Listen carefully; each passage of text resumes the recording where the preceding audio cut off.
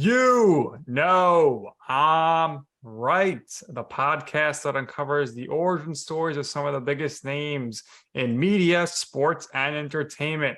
Nick Durst here with Joe Calabrese. And Joe, we are very excited about our guest today. We are New Yorkers. He has some really strong ties on the airwaves in New York. So we'll get into that, but I'll let everybody know who we have with us today. Somebody who has made stops pretty much everywhere. And if you're watching this, obviously, you get a little clue over there behind him. Currently a senior host for Sports Illustrated. But as I alluded to, he's made stops everywhere. He's worked at ESPN. He's hosted shows for CBS Sports Radio and Sirius. And we're really, really excited to have him on, Robin Lundberg. Robin, welcome to the show. How are you doing today? I'm doing well. It's nice to be considered one of the biggest names in sports media. I don't know how long your list is, but to be on there somewhere as you're, unwinding that scroll. We like the shirt too. Thank you. It's for the children. We got two Staten Islanders here, so really, really appreciate that shirt. That's what I was going to point out. We're two Staten Islanders, and Robin knew Staten Islanders. So he's got the shirt on. And we're happy. Well, I refer to it as the rugged lands of Shaolin, not Staten Island. Oh yeah, they're rugged, all right. You ever drove on the roads here? It's terrible. It was like crazy. Insane. Robin, when did you know that you wanted to pursue a career in broadcasting or in sports? Was it going into college? Is that why you made your college choice, or was it something that came along a little later on? Yeah, I wouldn't say I knew exactly what I wanted to do, right? But I knew in the realm of what I wanted to do going into college. I'll credit the Sports Center anchors from that time period, Stuart Scott, Kenny Mayne, Craig Kilborn, Patrick Olbermann, that group.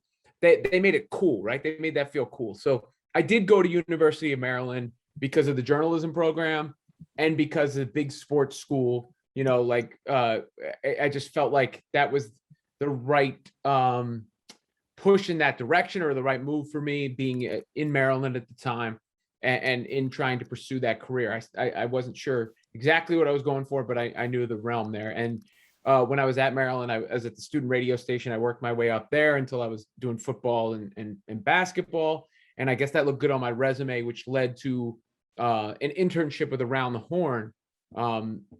That Around the Horn and PTR and conjoining offices relatively early in those shows' runs, which was the first thing that got me in the door to what my career became. Now, was a lot since then, a lot of ups and downs, trials and tribulations, and time spent on unemployment and waiting tables and bartending and running open mics on Bleecker Street, doing the stand-up comedy bit for a little while and various things. But that was how I got my start, for sure. So you mentioned Kenny Mayne. Kenny Mayne was a former guest on this program, which Nick and I were very, very happy about. So you mentioned being at Maryland, right? Now, I don't know particularly what year you graduated. However, you saying that you interned at ESPN kind of gives me a clue, especially with that Around the Horn, because the show started in the early 2000s. So you were likely there when Maryland won the national championship in 2002, right? 100%, yeah. When Gary Williams, right? There you go. So 2004, I graduated.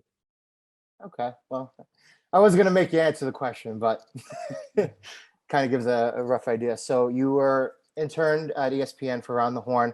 So we also had Jay Mariotti on, and Jay is very fortunate guest of ours. He's been on twice already. He's going to be on with us a third time very, very soon, actually.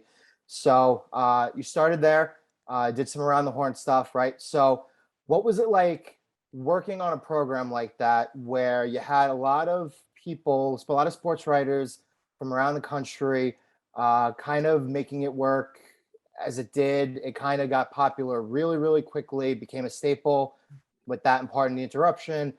So what was it like working on a show like that? And what was it like working at ESPN in general? Because Nick and I, we've had a lot of people on who worked at ESPN who loved it. They loved the campus environment. We've also had some people here who couldn't wait to get out of there, right? So how was your experience? Well, Around the Horn, I will credit for giving me the production mindset that I still have probably today. Because you'd be in these meetings, and I was like, I earned trust very quickly, I guess, because I got the lunch orders right. I don't know, but I earned trust very quickly, and was a part of that process, right? So you're thinking the topics, the rundowns, and all that, and that still helps me to this day. And Max Kellerman was the host at the time. In fact, the first time Tony Reale hosted Around the Horn, I went to his apartment to get his suit because Max had called out something. He had a dental emergency, I believe it was. And I had to go get Tony Reale's suit because they're like, hey, you're on TV. We'll put you on, like they didn't have a backup plan, I don't think. And really the Stat Boy character at that time was a legitimate part of that show. He was the statistician. That was his job. It just happened that they made it an on-air thing. And fortunately for him, and kudos to him, the rest is history there. But when I left, I interned for a couple years, and then I went to Fox Sports to work on Max's show there, which wasn't around too long, which leads to the point in time where I was kind of in between things for a while and trying to figure out what I was doing. But Max helped me out again, getting my foot in the door at ESPN Radio, where I interned on, or I guess I was paid, but I barely for Max's show and Stephen A's show over there. And then I was like the producer / sidekick on Max's show for a while. I was at ESPN there for a decade plus, I would say. And first of all, it's a little bit of a separate entity because it's like at that point it was 1050 and then it became 98.7, but it was the New York sports talk radio outlet for ESPN, not ESPN proper on campus. So it was a little bit of a separate entity. I did make trips to Bristol. I was up there a little bit. I won't say anything negative about ESPN, but it's a big company, right? Like a big corporate company. Sometimes I guess there was a point in time where I felt, frustrated because I didn't feel like I was being utilized properly or getting the look maybe I thought I deserved, or, I had bounced around, been doing a few things. I did the show with Ryan Rucco, which through no fault of our own, we were collateral damage at one point, even though we were successful. I did the morning show with Mike Golick Jr. I did, I believe, the first radio show that for Mina Kimes' first radio show, Will Kane's first radio show there. A bunch of people's first shows there, which I always thought, if I'm good enough to be the person you're trusting for this, why am I not, I got to do Mike and Mike a couple times. So I'm not going to sit here and say like ESPN sucks or, screw ESPN. I don't feel that way.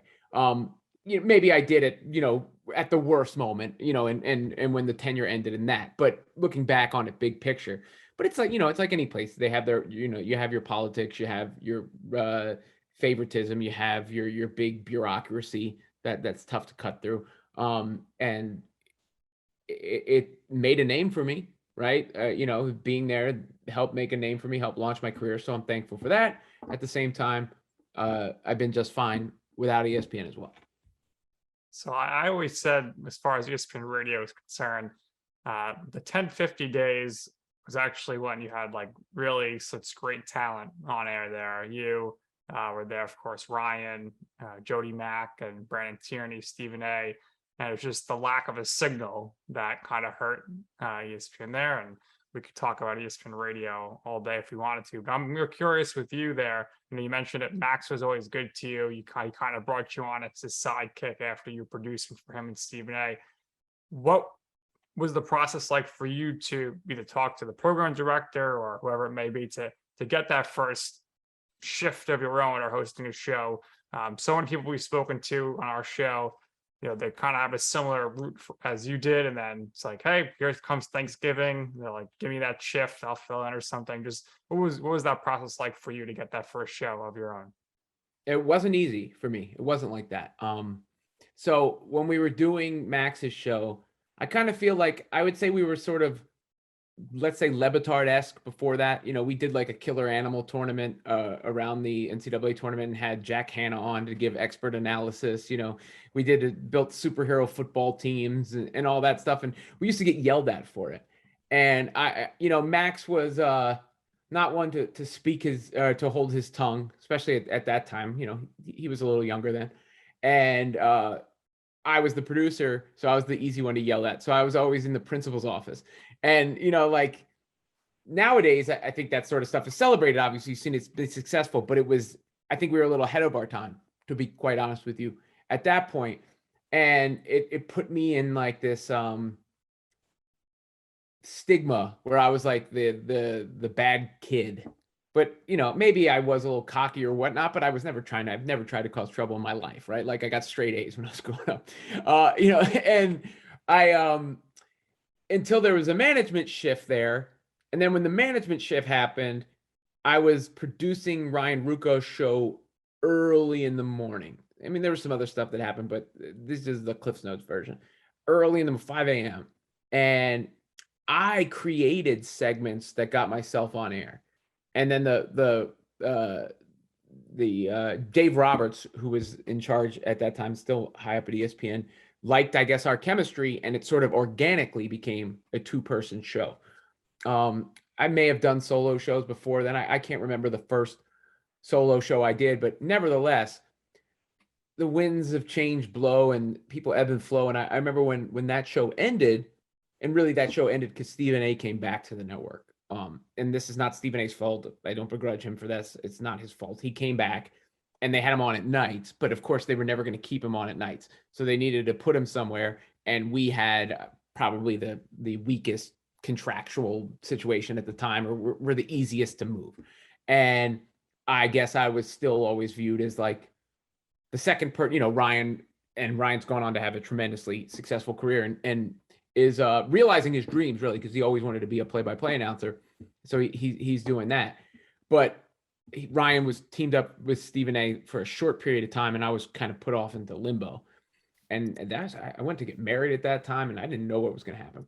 And I came back, and they offered me the producer slot on the Michael Kay show, and I said no. That I'm only going to take a on-air position, even though I had no fallback option. And then that's when like this early morning slot got carved out for me. And that's where I got a lot of reps, and I think build up a little bit of a fan base. And the way I looked at it at the time was, this is when podcasts were kind of not everywhere and ubiquitous. I could be, I was on early in the morning, and there are a lot of people who are up and they feel an attachment to you then, because they're doing whatever they're driving their routes, or they're doing whatever they're doing, and you keep them entertained. But I also knew I could be the first podcast out the door, because the show could get turned around. We're off the air at 6, it's up by 7, so people on a normal commute could listen to it that way. And I believe, it's been a long time, but I believe like only the afternoon shows podcast did better numbers than mine. But at that point, there was another management shift there, and that happens. And the original manager came back, and I just remember being told about podcasts, and this is hilarious to me, just knowing where the industry's gone. But I remember being told, we got to focus on the pizza before we focus on the cannolis. And I just thought that was a terrible analogy, because the product is still the pizza. It's just delivery versus, eating in the restaurant.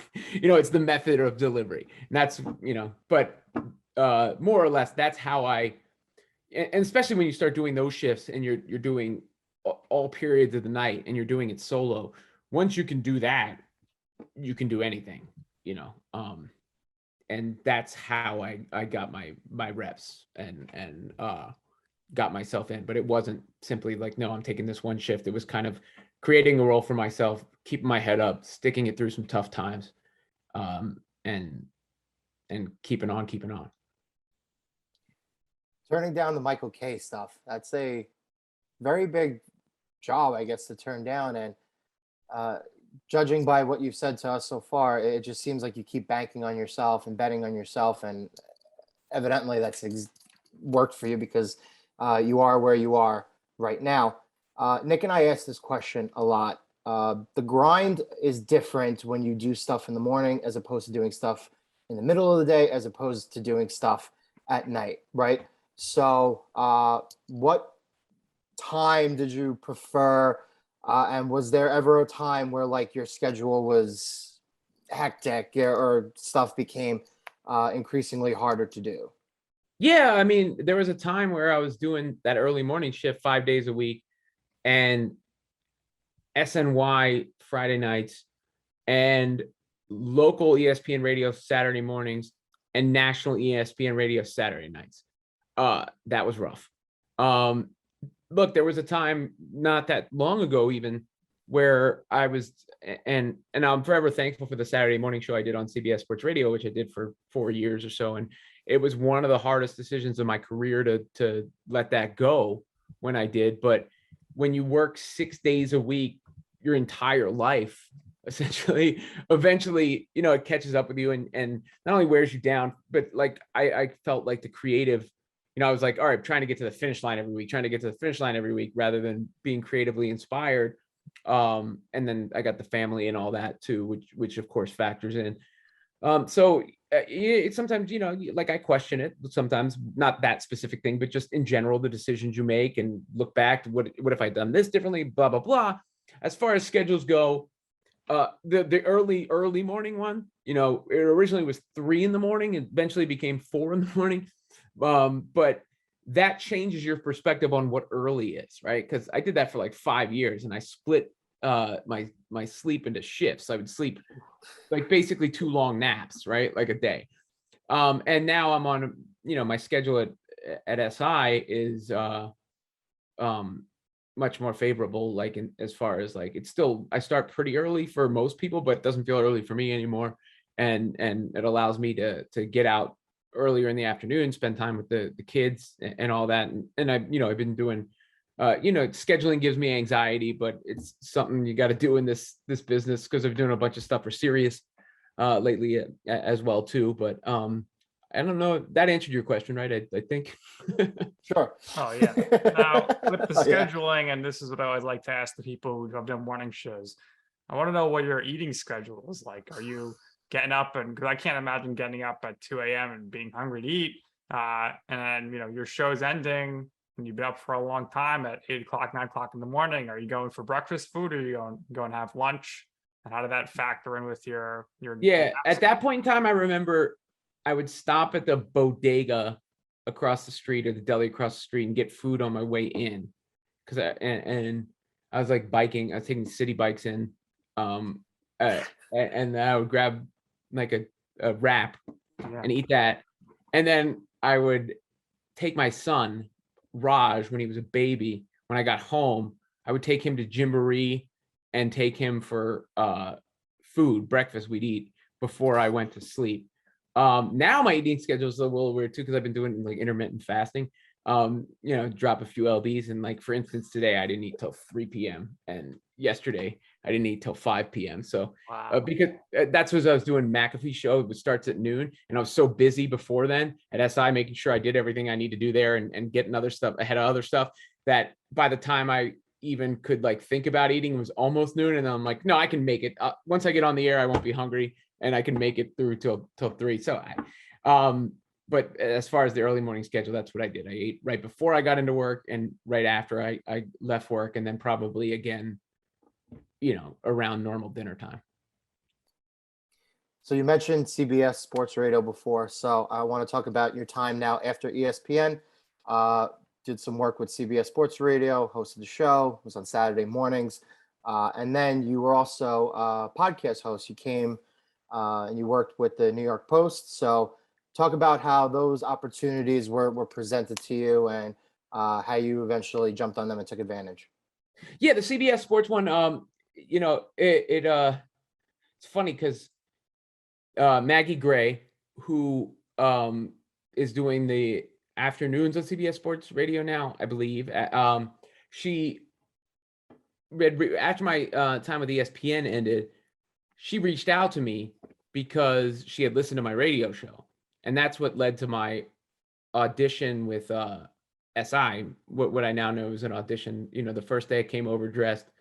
The second day I sort of found the look I had at that point, which was the t-shirt with the blazer over it. And I did a LeBron take that did like 10 million views when they put it out. And that, I was like, okay, I got that job. And, I did that show with Maggie at SI for a little while, but then she got the job replacing, at the time, it was that show that replaced Francesa. Was she with Carton? No, not Carton. Bart Carlin Scott and Carlin Bart Scott. was Yeah, Carlin. yeah. Yep. So, but Maggie had done the Saturday mornings with Mark Malusis then, I think. And when they left, when that show stopped, or whatever happened there, because obviously she was moving to a different day part, they offered it to me. And I will tell you, there was a part of me that was even reluctant at that point, because I was just like, I know I'm going to be worn out, but I couldn't pass on the opportunity to have a national radio show, especially coming off of, my employment with ESPN ending. So that's what led to that. I did that until it sort of became more of a chore to do than a joy to do. And that's part of the calculus that went into there. And you also have to cost benefit analysis and stuff like that, where you weigh in, like, I feel like at this point in my career, I've established myself to a certain level. My head's not inflated, but where you have to decide what's actually adding to your career, right? The podcast, I was randomly reached out to about that. Jake Brown, who's still over there, I believe. I don't even know how he got my number. Oh, it was because we had met up at the NBA All-Star game, I think, and he's like, "Hey, I want to talk to you about something at one point." And I remember I was out on my bike in the woods when he texted me asking if I could talk about this, and I got off my bike and sat on a log or something, and we talked about that, and I thought it was a cool opportunity just because it was, the Nets were so talked about at that point, and I had developed a little bit of a following with their fan base, so, and to be quite frank, it wasn't like, a huge lift. I did that in the middle of my work day anyway. One of the things I, really like is when you can work the work into your other work already, like you're not actually like taking more time, and so we did that for a year, but I don't think they didn't bring back any of the basketball podcasts over there. But cool to get to know Kerry Kittles a little bit too, and I feel like I gotta write a book now. That's like the one. That's the one thing I don't have checked off. I've been thinking about it. I gotta figure out how to get me a book deal. That's enough. But because I've done podcasting, done radio, done TV, done digital, done writing on I've written for SI, right? Like on top of what I do for them every day. By the way, let me plug SI Feed, which is Monday through. Well, there might be a little bit of change in the football season, but most days on SI. And their social platforms, si.com, Unchecked, which is my opinion pieces. They're going to be dropping again now. And so I'm just getting that plug in, but yeah, that's how those things came to be. There you go. So obviously you made the decision to leave the national radio show. Fast forward a bit here now, and you're back in the game of radio, doing the stuff with Sirius XM, Mad Dog Sports Radio mostly. How did that opportunity come about for you? And when you're doing these shows of radio, how much of a difference was it for you going from you're doing ESPN, you're doing a local show, and then now the last X amount of shows you've done, hundreds of shows, have all been national type of shows? What's the major difference for you? Well, I was doing Sirius at the same time as I was doing the national show. It was part of the reason it was a lot to balance. And shout out to Steve Torrey and people at Mad Dog for giving me, like, instead of, not that I frown on some of the slots I was doing, but I've been doing, I've been sitting in for Mad Dog himself and for McAfee. And, I feel like that's a cool look to be able to be in those spots consistently. Nash, it's all the same to me, to be honest with you. Like, it's different because local has a certain energy and a fan base, and you want to capture that, and you want to capture the psychology of those fans, like how Mets fans would probably rather see the Yankees lose than the Mets win, like the stuff like that, like those little quirks and things like that, and then what you're focusing on subject matter wise. But I lived outside of Philly till I was 12. I grew up in Southern Maryland. I've always, I wasn't a diehard local fan of teams when I was growing up. So that goes back to the around the horn thing, right? Like I knew how to program for a national show at that time. So it is not quite, it's not exactly the same, but you're trying to do the same things. You're trying to entertain. You're trying to incite a reaction or a response, or, you don't want people to be bored or whatnot. It just, your approach is slightly different if you're doing national versus local. But, it's not that much of an adjustment for me. You could throw me on the fan right now. I could do it right this second and do it, as soon as we hang up. And then I could do that. I just done too much of it, and I'm too talented. No, I've done too much, but where it's slight alterations in the approach, but it's not a radical overhaul. Give us a story here about a time where you had an absolutely crazy caller, and let us know, what type of callers do you actually like? Like what's the type of caller that you think actually adds to the show? I think anybody who can present their case well, or isn't afraid and is not like stumbling around so you're stalling or just dull. There's different types of callers. There's the caller who's making a real sound, cogent point, and there's the caller who challenges you, which I'll like even if they're nuts, but because it'll inspire something from me coming back. There's the caller, the crazy Yahoo prank callers I never mind, or like Omar in Brooklyn used to call by radio show all the time. I always found him to be very entertaining. I'm a fan of callers. Some program directors aren't. I think that's one of the things of the medium that's special, that immediate interaction, people feeling a part of the show. So I like callers. I just think it's like anything else. It's like a conversation you have with a random person. The person who's bringing more energy, it has more of a presence, is going to be more interesting to talk to than the person who doesn't feel like they want to be there or isn't bringing anything to the table. For me, I would say my least favorite caller is those who call up about the Yankees and start with, if George Steinbrenner was alive, and then they always go to their crazy point there. Those type of crazy psycho fans don't add much to the show, but it's always, it's interesting. You mentioned the program director's takes on callers. ESPN doesn't really do many callers, especially on those national shows, whereas the other network or the other radio conglomerates tend to go heavy with the callers.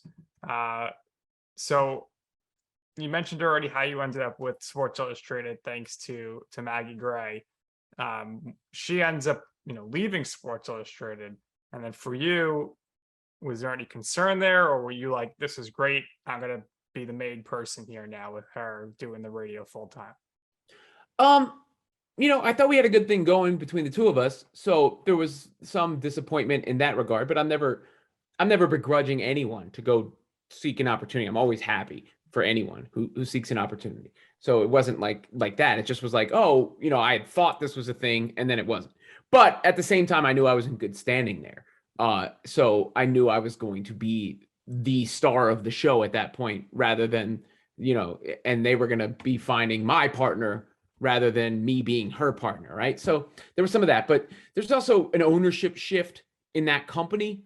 So when that happened, basically like two of them, really, when you think about it, a lot went down. A lot has gone down. Sold Sports Illustrated. Time sold Sports Illustrated. Meredith's operating it. Then Meredith sells it all. We thought Meredith was going to operate it for a while longer, and then Maven takes over, which became Arena Group, where I work now. And just long story short, a lot happened between now and then. Changes, rough patches, better patches. I'm in a good spot. I'm a good place to work. I'm not saying anything negative about the company I work for. Please let me make that clear. But there's just a lot that's happened between then and now. Yeah, but it seems like they give you a lot of different avenues to get your voice and stuff out there. How did it come about that you started doing some writing for them at first? Now it's pretty natural for you, but obviously not coming from a writing background. How did that come about for you? Well, I've always been a writer in a sense, I guess. And I would at a time at ESPN, I was trying to help out on Colin Cowherd's show. So I would try and see what would be a good monologue and sending my suggestions, writing stuff like that. I wrote a movie screenplay once. And the SI writing was more, really, to be quite frank, it was just because when you would write it and I put the post out, you could get more views that way, more clicks that way, because you're getting the search engine traffic and stuff like that from the written posts. I don't do much writing for the site right now, other than like I participate in roundtables, and I could always write, if I have an idea, send it to them. I think my writing chops really come into play right now on SI Feed, because I'm writing these short, punchy. Some of my comedic background stuff comes into play on that too, and that's where we all have our talents, and I think that's one of mine, and that's the way that I think that show's been working, is because I have tremendous editors. Dave Sepperson, Alex Savalas editing that show. They make my scripts hit harder with the stuff that they're including, but I'm pretty nice with the pen. Tell us about your stand-up career. How did you come up with your routine? Career. I did an open mic on Bleecker Street it was 4:00 in the afternoon. I would read out of at this point, there were still newspapers, I'd read out of the newspaper and riff. I did open mics like around the city at that time, did some stand-up shows. I remember starting, this was, I guess, I work at ESPN, which is a great way to pick up guys. So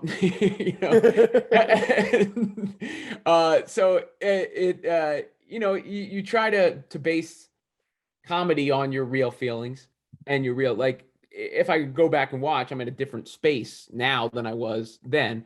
But if you told me I had to do a stand-up show tonight, I think I could. It wouldn't be great, but I could do it. I could do it, and it's about capturing your true. It's like art. It's like capturing your true feelings, but exaggerating your character, exaggerating your delivery, saying things you wouldn't normally say for effect, right? That are based in truth. They aren't like really maybe necessarily exactly what you actually think. They're based on some feeling. They're based on some thought you have, and then you put that spin on it to make it land, because it's an instinct thing at that point. Yeah. So recently, Nick and I, we went to a friend's comedy show where he was there for the first time, and he did well. And it's incredibly hard to do. Essentially, you're playing a character.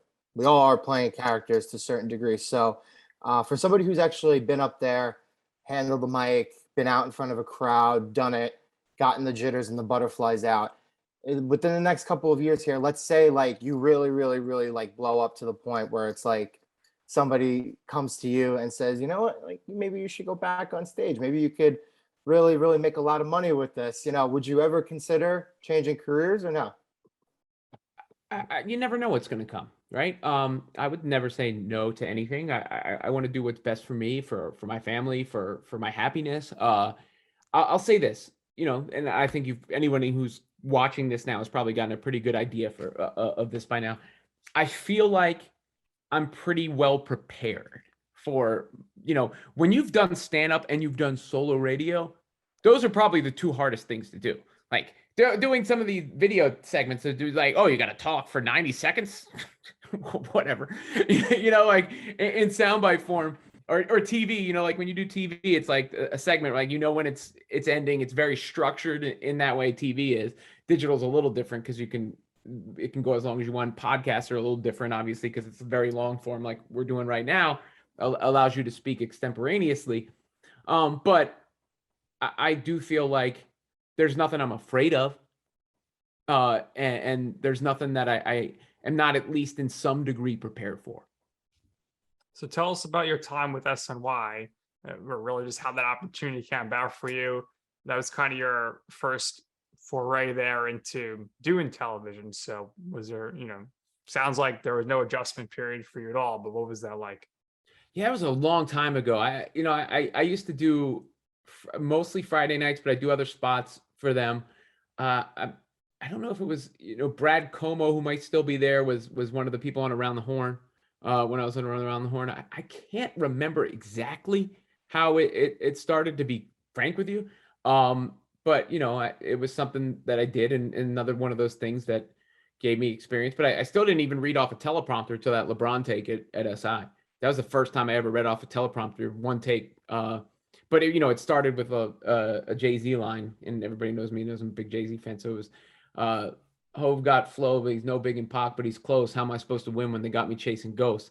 So it was, the speech I was born to give. But the SNY experience was just where to look for camera, how to feel comfortable, that sort of stuff. But it was a whirlwind at that point, like I said, because of my schedule was so, I was like up, down. I felt like I lived in a washing machine.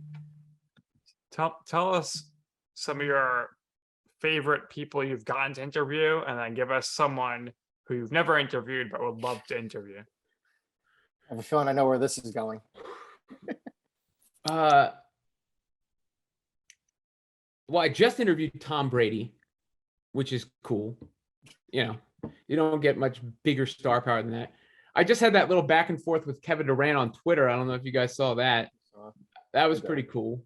Just because I thought it was, the timing wise was cool. Like, it was while he's in the middle of the news, and I thought it was an entertaining back and forth.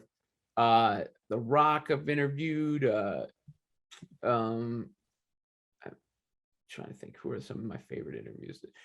Colby Covington was an interesting one, because that was in the midst of like Trump, and he had like the MAGA hat on, so I felt like I had to address. I made it a point, like I had to address that at the beginning of the interview. So that those are some of the ones.